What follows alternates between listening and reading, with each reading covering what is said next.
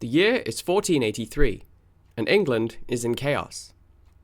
King Edward IV is dead, struck down by a sudden illness, leaving the throne to his 12-year-old son, Prince Edward. But the young king and his 9-year-old brother Richard are swiftly sent to the Tower of London, and they are never seen again. Or were they? Did they somehow escape? The mystery of what happened to the princes in the Tower remains, to this day, one of history's enduring mysteries. While the Tower has long been infamous as a prison, this is no cause for alarm. Yet. It is, after all, common for heirs to reside there before the coronation. But all is not as it seems. Their uncle Richard, Duke of Gloucester, and Regent of England, has other plans. Edward's coronation is postponed indefinitely, and whispers begin to circulate. On June 22nd, a sermon by a leading cleric publicly declares the young king's claim to the throne as illegitimate. The question now hangs heavy in the air. How could the rightful heir to the crown be denied? The answer lies in a startling claim. Ralph Shaw, a cleric and brother of the Mayor of London, announces that Edward IV had been secretly contracted to marry another woman, Lady Eleanor Butler. But instead, he marries Elizabeth Woodville, and has 2 children, the princes in the Tower.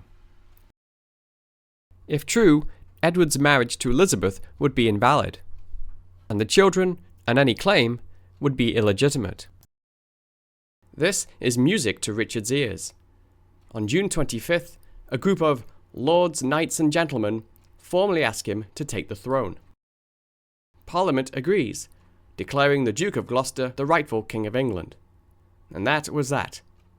The brief reign of Edward V is over before it truly began. The 2 young princes, Edward and Richard, remain in the Tower, their fate uncertain.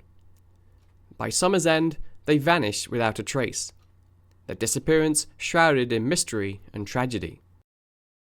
Richard III now wears the crown, but the shadow of the lost princes will haunt his reign and the annals of history forever. So what happened to the 2 princes? Richard III was motivated to not have his nephews grow up and usurp him as king. Although it is widely theorized that he had the boys murdered, other than their disappearance, there is no evidence to support this theory. In 1674, during the reign of King Charles II, workmen renovating the Tower of London made a chilling discovery. Beneath a staircase in the White Tower, they unearthed a small wooden box containing the skeletal remains of 2 children. This discovery reignited the age-old mystery surrounding the fate of the princes.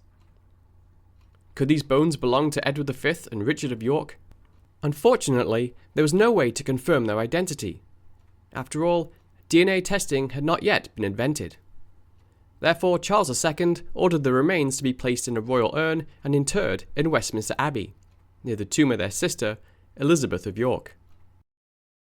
As time passed, the mystery continued to captivate historians and enthusiasts. Many called for the bones to be re-examined using modern techniques like DNA analysis and carbon dating, hoping to finally uncover the truth. But these requests were met with resistance. The Church of England, which oversees Westminster Abbey, denied the requests, citing concerns over disturbing royal burials and the ethical implications of reopening the tomb. There is a theory that Richard III, instead of murdering the young king, secretly allowed him to live under a new identity. Now is the winter of our discontent made glorious summer by this son of York.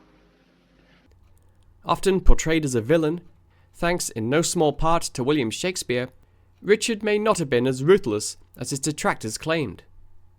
But if he did spare Edward V, it would show a measure of mercy, allowing him to secure his own position on the throne without directly harming the young king. Could this theory be true? While there is no official record of the prince's deaths, it remains a tantalizing possibility that either Edward or Richard, perhaps even both, survived in some form. But there is no concrete evidence that Edward lived under the name John Evans. Furthermore, Richard III faced intense scrutiny throughout his short reign, especially regarding the disappearance of the princes. Therefore, if Edward was still alive, even in secret, it would have been an enormous risk to Richard's claim, a threat he could hardly afford to ignore.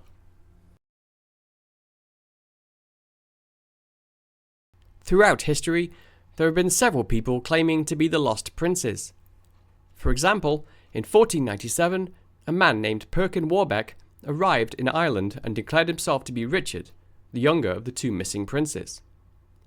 His claim was supported by rulers such as James IV of Scotland and the Holy Roman Emperor, Maximilian. But his attempt to seize the crown from Henry VII ultimately failed. He was captured, confessed to being an impostor, and executed. But just like the case of John Evans, Warbeck's claim to be Richard lacks any concrete proof. Without evidence the princes survived, his claim remains impossible to confirm.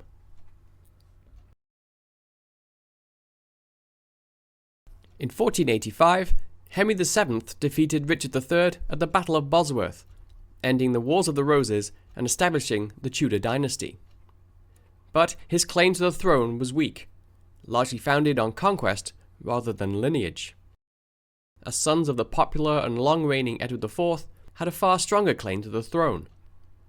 As long as they were alive, they could serve as powerful symbols for Yorkist factions eager to overthrow Henry. But Henry wasted no time declaring Richard III's reign as illegitimate, invalidating Edward IV's marriage to Elizabeth Woodville, and bolstering his own claim by portraying himself as a rightful heir. Therefore, the legitimacy of the princes was cast into doubt. If they were dead, his position would be even more secure. Despite widespread rumours about the princes' disappearance, Henry made no effort to investigate or clarify their fate once he became king. This silence could suggest he knew they were already dead, or perhaps that he was involved in their deaths. After all, Henry did have a history of eliminating threats to his rule, crushing rebellions with brutal efficiency. Therefore, it certainly wouldn't be out of character for him to quietly dispose of the princes if they posed a danger to his throne. However, if the princes were still alive in 1485, Henry would have had access to them upon his takeover of the Tower of London. He would have had the opportunity to quietly eliminate them and secure his reign once and for all. Of course, with Richard III the prime suspect for the prince's murder, it seems unlikely that Henry could have done the deed himself. But Henry could have used the prince's disappearance as propaganda against Richard by accusing him of their murder. Henry remained silent, however, about their fate. The popular theory is that they were murdered, likely during Richard III's reign, to eliminate their claims to the throne. But whether Richard himself directly ordered their deaths, or if it was carried out by someone acting in his interest, remains a point of heated debate. The mystery of their fate continues to fuel speculation. But the theory that either prince, or both, escaped and assumed secret identities remains firmly on the fringe of historical discussion. Without any solid evidence to support them, these theories continue to be little more than conjecture. Perhaps modern techniques like DNA analysis and carbon dating could help to identify the skeletons buried in Westminster Abbey. But it is likely we may never know for sure what happened to the princes in the tower over 500 years ago.